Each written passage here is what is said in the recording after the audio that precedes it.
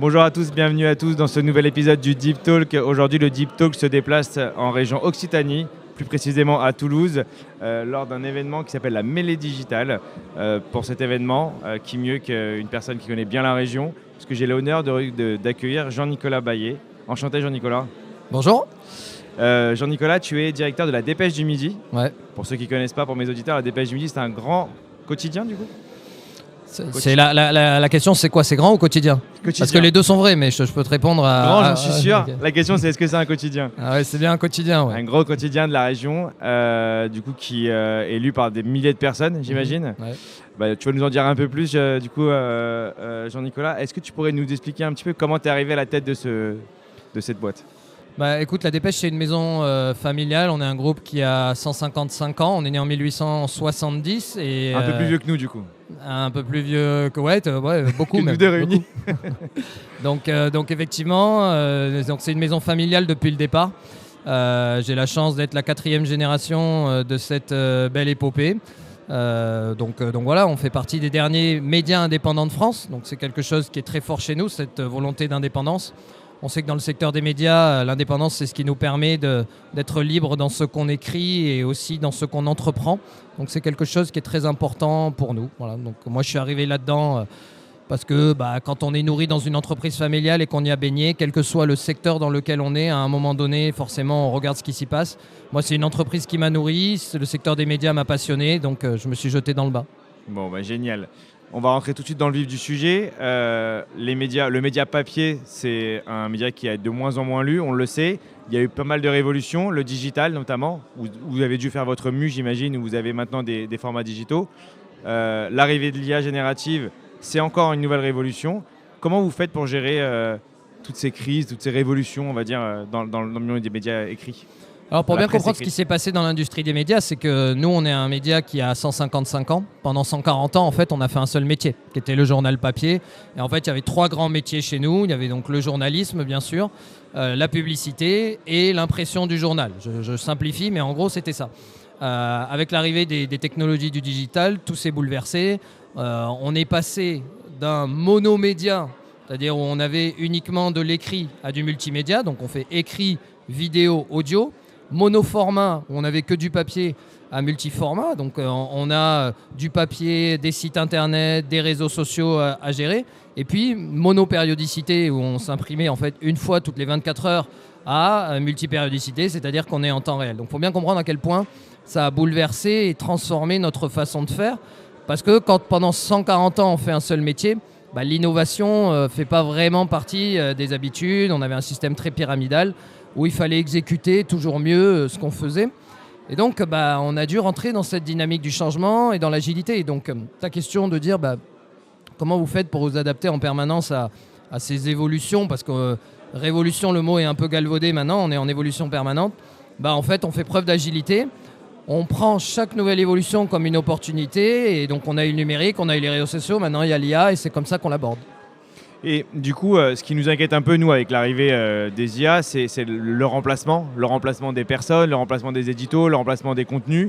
On a l'impression qu'il y a de plus en plus de contenus, en tout cas, moi qui suis souvent sur les réseaux sociaux, je vois énormément de contenus qui sont générés par l'IA. Est-ce qu'aujourd'hui, vous avez une règle en interne qui dit vous n'avez pas le droit d'utiliser les IA ou vous avez le droit de vous aider des IA? Ou comment vous faites en fait? Est-ce que vous utilisez l'IA pour vos recherches? Est-ce que vous utilisez l'IA pour générer du contenu? Comment vous faites? Alors d'abord, je reviens sur la théorie du grand remplacement. La théorie du grand remplacement, je crois qu'on la connaît depuis des années. Déjà à l'époque des radios libres, on expliquait que les radios majeures allaient disparaître. Quand le numérique est arrivé, il y avait plein de sites d'information qui ont apparu. On expliquait que les sites majeurs allaient disparaître, les réseaux sociaux pareil. Au final, 25 ans après l'arrivée du digital, quand tu regardes les classements d'audience et les sites d'information qui sont le plus performants en France, c'est toujours les marques traditionnelles, qu'elles soient de la presse, de la télé ou de la radio. Donc c'est quand même assez intéressant. Pourquoi? Parce qu'il y a quand même un enjeu de marque et un enjeu de confiance. Quand je m'informe, je veux avoir confiance. Ouais. Et là-dessus, les fake news ont quand même été assez déterminantes parce que je crois que maintenant, on a des citoyens qui savent que toutes les informations ne se valent pas, qu'en fonction de la source qui les émet, y a une crédibilité qui va être différente sur ces informations. Donc ce sujet est très important. Pour ce qui est de l'IA, l'IA est un outil supplémentaire en fait, comme le numérique a été, comme le digital l'a été. l'IA est un outil qui va nous permettre de mieux travailler. Donc moi, je ne crois pas trop à la théorie du grand remplacement, parce qu'on sera toujours dans ces logiques de confiance, et qu'à un moment donné, s'il n'y a pas un label qui labellise une information, la crédibilité qu'on va lui apporter est nécessairement faible. Par contre, on va utiliser l'IA comme outil pour mieux faire notre travail. Mieux faire notre travail, c'est mieux travailler à la fois la forme, mais aussi le fond. Ouais. Et là, je vais te laisser rebondir, parce que j'imagine qu'on va étayer un peu le propos. Du coup, oui, c'est vrai qu'aujourd'hui, les sources et le fond, en fait, au niveau des fake news, tu en as parlé très bien, on a de plus en plus de fake news. Comment vous faites-vous aujourd'hui pour essayer de différencier une news qui est issue d'une IA et du coup qui est complètement erronée, ou une image qui est complètement erronée d'une information bonne, et comment faites-vous pour justement identifier l'origine des informations? C'est hyper intéressant de savoir comment vous faites. On est dans le cœur du travail du journaliste, c'est-à-dire que le journaliste a son réseau, a ses sources, a sa capacité d'enquête, et c'est là où en fait ça, ce sera jamais remplacé par l'IA. L'IA va être utilisée, le journaliste va l'utiliser pour mieux réfléchir en fait, c'est-à-dire qu'il va dialoguer avec l'intelligence artificielle en disant elle va l'aider à accélérer forcément ses recherches, elle va l'aider à être plus pertinent dans sa façon de faire son métier, mais la crédibilité reste propre aux journalistes, parce que la machine, effectivement, comme tu le dis, elle peut sortir n'importe quoi. Et c'est là où l'être humain reste quand même ce garant confiance qui est hyper important dans l'histoire. Mais si on perd ça, en fait, c'est là où on perd tout. Mais aujourd'hui, on voit bien que les machines n'ont jamais remplacé l'homme sur ces sujets de confiance. Et au fond, on se fait plus confiance les uns envers les autres que dans les machines. Ouais, je suis d'accord avec toi. Et aujourd'hui, si on regarde un peu les différents flux Internet, on se rend compte que, par exemple, il y a énormément de recherches qui se font plus sur les sites Internet classiques. Donc aujourd'hui, quand je cherche une information, je vais plus sur Google pour aller taper une information, mais je vais d'abord taper sur ChatGPT. Est-ce que vous sentez sur ce trafic Internet-là une baisse? On parle de 25% de baisse de trafic sur vos sites Internet. Aujourd'hui, on ne la sent pas, nous, clairement. On continue d'être en croissance, parce que la recherche reste très dynamique, que la majorité des accès sur nos sites internet, ça se fait par smartphone. C'est à peu près 80% de notre trafic. Donc c'est sur les applications en fait. Il y a les applications, il y a les push, il y a les réseaux sociaux, il y a toute cette logique qui fait que le parc de smartphones annuel augmente. Donc en fait, il y a toujours cette croissance naturelle. Donc nous, on est dans le cœur du système, donc on est déjà très orienté sur ces logiques d'IA, mais il faut savoir que l'utilisation de ChatGPT et ces logiques d'IA, c'est encore très minoritaire. Donc bien sûr que ça va venir, bien sûr que ça va grossir, mais il ne faut pas oublier que la réalité, c'est que nous, on a toujours un tiers de nos lecteurs qui sont sur le journal. Alors on a tendance à dire oui, c'est le passé, certainement, mais un jour ça disparaîtra. Sauf qu'aujourd'hui, la réalité, c'est qu'on a encore beaucoup de gens qui sont dans ces logiques-là. Donc c'est une transition qui s'opère, mais c'est une transition qui s'opère assez lentement. Et ces logiques d'IA bouleversent effectivement la façon de faire, la recherche, l'utilisation de la voix aussi. Parce que quand on est dans la recherche, tu disais on va plutôt chercher sur ChatGPT, on va aussi beaucoup utiliser la voix. Tout ça, c'est intéressant parce que c'est des modifications qui sont structurelles, qui changeront la façon de faire les choses. Mais à l'origine de tout ça, si tu n'as pas une information, ces systèmes d'IA, ils ne sont pas nourris en fait. C'est la data, c'est la fameuse data dont on parle souvent. On dit toujours que les IA se nourrissent de data. Et si la data n'est pas bonne, alors là, la data chez toi, en l'occurrence, c'est l'information. Si l'information n'est pas bonne, on peut avoir la meilleure IA, on n'aura pas une data qui sera on n'aura pas un résultat qui sera de qualité puisque la data est mauvaise.